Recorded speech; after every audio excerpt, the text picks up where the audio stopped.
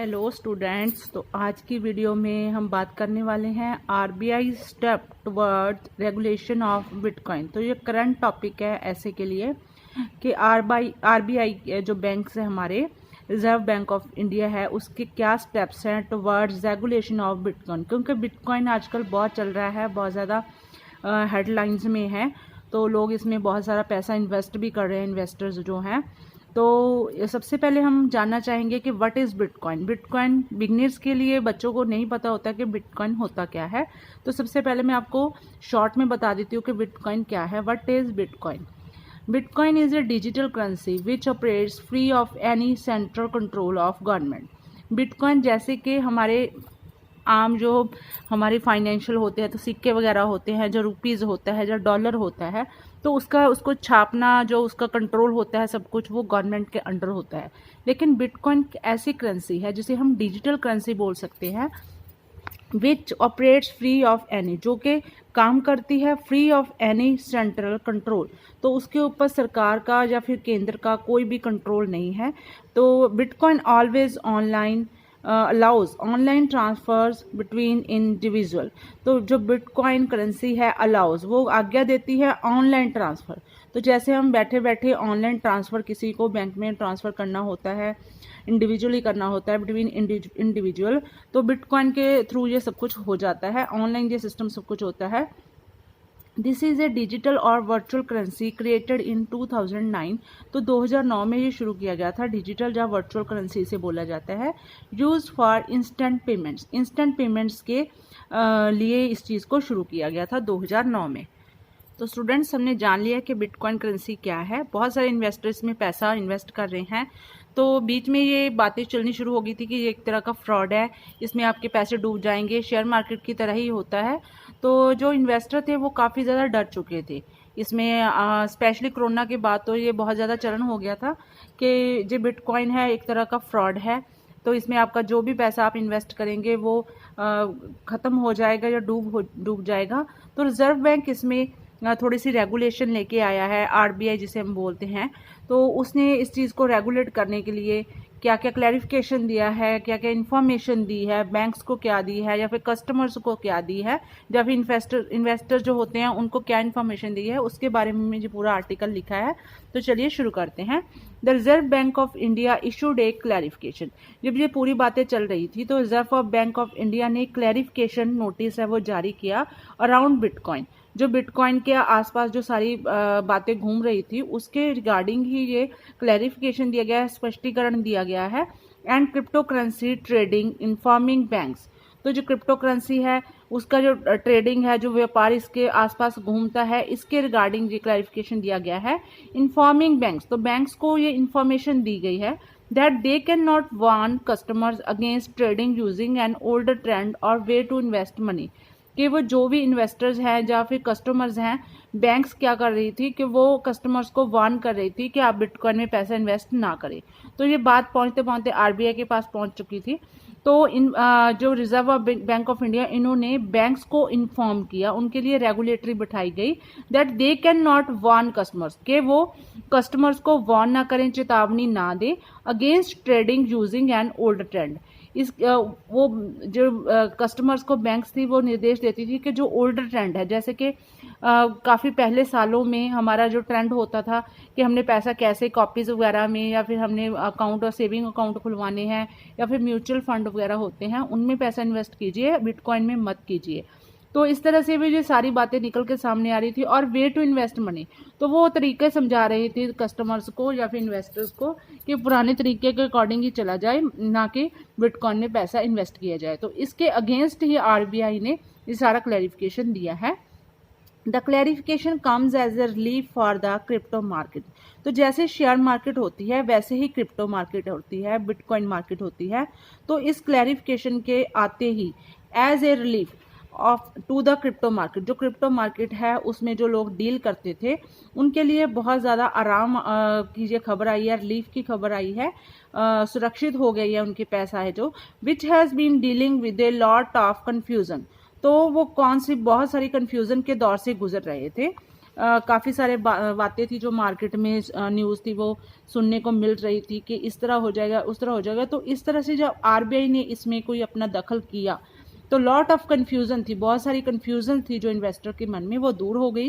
And uncertainty in India, uncertainty बनी हुई थी, अनिश्चितता बनी हुई थी इंडिया में इन्वेस्टर के बीच में कि वो अब क्या करें जब उन्होंने पैसा इतना इन्वेस्ट यहाँ पे कर दिया है।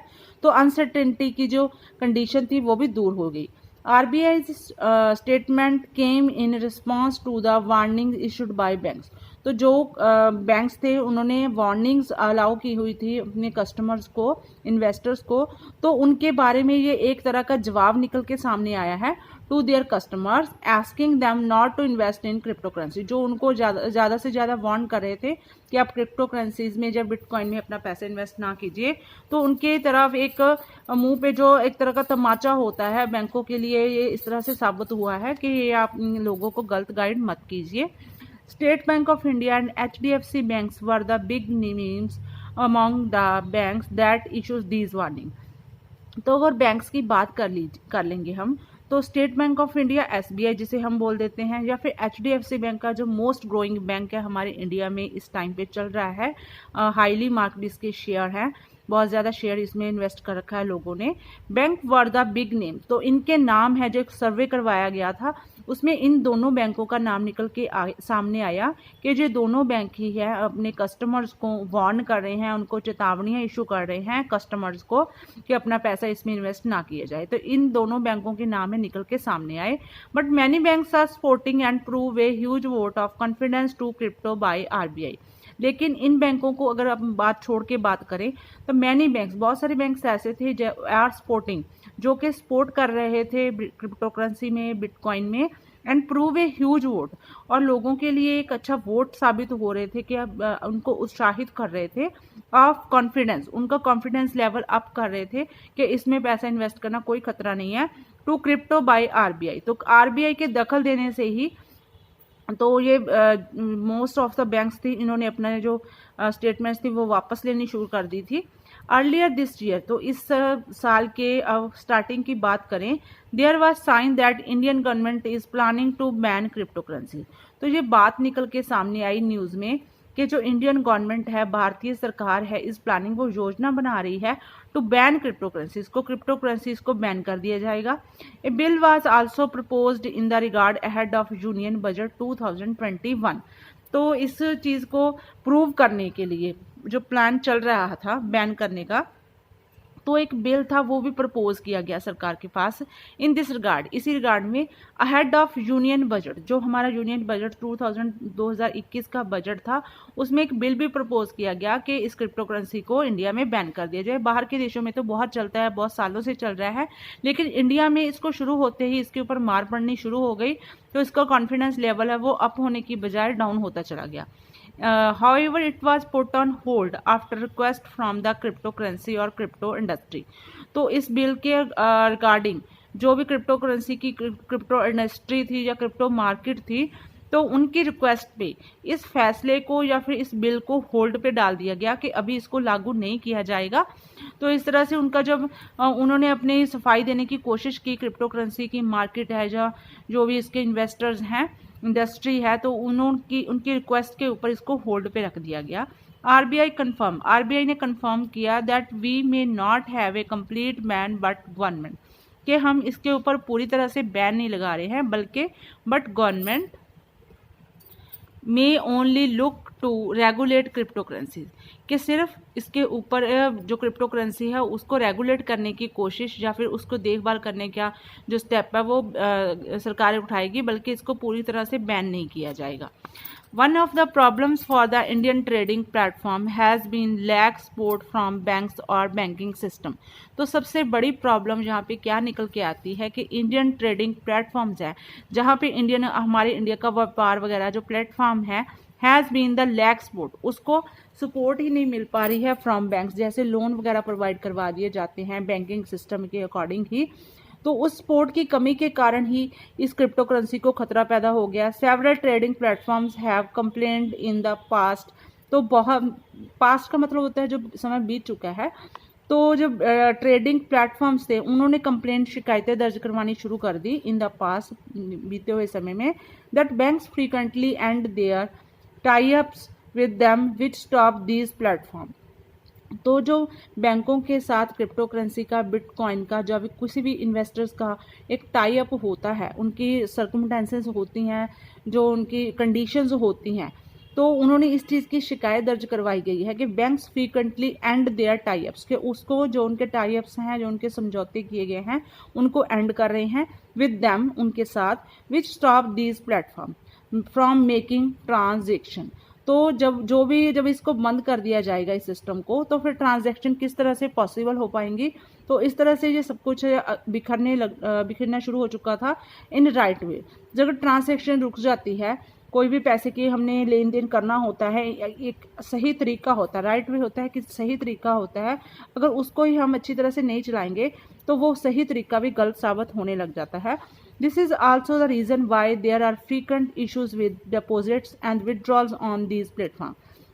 तो इसका एक कारण और निकल के सामने आया, why there are frequent issues, कि इस बात के लिए इतने इशू क्यों चल रहे हैं, इतनी न्यूज़ मार्केट में क्यों चल रही हैं इसके खिलाफ, विद डिपॉजिट्स, जो भी इसमें इन्वेस्ट किया जाता है, पैसे जमा किए जाते हैं, एंड विदड्रॉल, जो पैसे यहाँ से निकाले जाते हैं ऑन दीज प्लेटफॉर्म, जो भी जो क्रिप्टो इंडस्ट्री के प्लेटफॉर्म है जिस पे पैसा इन्वेस्ट वगैरह किया जाता है, तो उसमें जो पैसा निकालने, जमा करने, इन्वेस्ट करने में बहुत सारी प्रॉब्लम्स क्रिएट होनी शुरू होगी on many occasions in the past.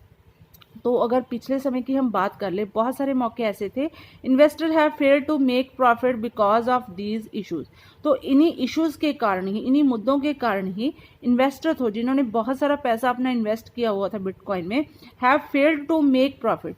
तो वो फेल हो गए। फेल किस तरह से हो गए कि उनका जो प्रॉफिट बुक होता था, जब ये इशू जो आने शुरू हो गए तो उनका जो प्रॉफिट उनका बना नहीं, तो वो लॉस में जाने लग गए। Both RBI and Indian government have maintained silence on the crypto trading. तो इस सब में सबसे बड़ी बात निकल के सामने आई थी, इन्वेस्टर के लिए बहुत सारी दुखदाई बात थी कि RBI एंड जो रिजर्व बैंक ऑफ इंडिया है या फिर इंडियन गवर्नमेंट है, उन्होंने मेंटेन्ड साइलेंस, उन्होंने चुप्पी धार रखी हुई थी इस बात पे कि वो कुछ बोल ही नहीं रहे थे ऑन क्रिप्टो ट्रेडिंग। जो भी क्रिप्टो का व्यापार चलता था उसके ऊपर सरकार बिल्कुल चुप बैठी हुई थी। This resulted in falls and negative sentiments around popular digital currencies like bitcoin. तो बिटकॉइन की अगर बात करें, करेंसीज डिजिटल करेंसी ही होती है बिटकॉइन भी। तो इस तरह से इसका रिजल्ट क्या निकल के सामने आया, इन फॉल्स, गलत तरीके से इसका जो प्रभाव लोगों को पड़ना शुरू हो गया, एंड नेगेटिव सेंटिमेंट, तो लोगों का जो पॉजिटिव एटीट्यूड था वो नेगेटिव में चेंज होने लग चुका था अराउंड पॉपुलर, जो भी पॉपुलर डिजिटल करेंसीज थी उनके बीच में सारे इशू पैदा होने शुरू हो गए। This is the first time in months RBI has spoken and taken a step that actually promote crypto trading. तो काफ़ी महीनों के बाद, फर्स्ट टाइम, ये एक पहला समय था, फर्स्ट टाइम था इन मंथ्स, काफ़ी महीनों के बाद RBI हैज स्पोकन, तो RBI ने इसके बारे में बोला, एंड टेकन ए स्टेप, तो इसके लिए कदम भी उठाए गए, दैट एक्चुअली प्रमोट्स, जिन्होंने सही तरीके में, सही मायने में प्रमोट किया क्रिप्टो करेंसी को, क्रिप्टो ट्रेडिंग को। That is a huge vote of confidence. तो ये बहुत बड़ा कॉन्फिडेंस था, एक तरह का बहुत बड़ा विश्वास था फॉर द इंडस्ट्री, इंडस्ट्री के लिए एक तरह का सपोर्टिव था। It should help relieve public interest and regain investor confidence. तो इस स्टेप के आते ही, इस चीज़ के अनाउंस होते ही, RBI का इसमें दखल होते ही, इंटरफेयर होते ही, should help revive public interest, जो लोगों का विश्वास इसमें खो रहा था, रीगेन इन्वेस्टर कॉन्फिडेंस, तो वो वापस आना शुरू हो गया। रीगेन का मतलब होता है किसी चीज़ का लौट के आ जाना, तो विश्वास खोया हुआ वो लौट के आना शुरू हो गया। तो ये सारे इन्वेस्टर के लिए बहुत अच्छी खबर साबित हुई। बिटकॉइन और क्रिप्टो करेंसी, जब बिटकॉइन या फिर क्रिप्टो करेंसी एक ही बात है, is becoming very popular in India. तो आजकल ये बहुत पॉपुलर हो रही है, बहुत मशहूर हो चुकी है इंडिया में। ओवर द लास्ट 6 मंथ, पिछले 6 महीनों से काफ़ी ज़्यादा चलन में है, स्पेशली कोरोना के बाद तो बहुत सारे इन्वेस्टर इसमें इन्वेस्ट करने के लिए उत्सुक रहते हैं, and millions of new investor have joined the crypto wave. तो क्रिप्टो की एक तरह की लहर ही चली हुई है, कि क्रिप्टो वेव होती है किसी चीज़ की लहर चल जाना। तो मिलियंस ऑफ न्यू इन्वेस्टर, तो लाखों में ऐसे न्यू इन्वेस्टर जो क्रिप्टो इंडस्ट्री को मिले, जिन्होंने अपना पैसा है इसमें इन्वेस्ट करना शुरू कर दिया, हैव ज्वाइन, इनको क्रिप्टो वेव को ज्वाइन किया है। तो एक अच्छा संकेत हुआ है क्रिप्टो करेंसी के लिए।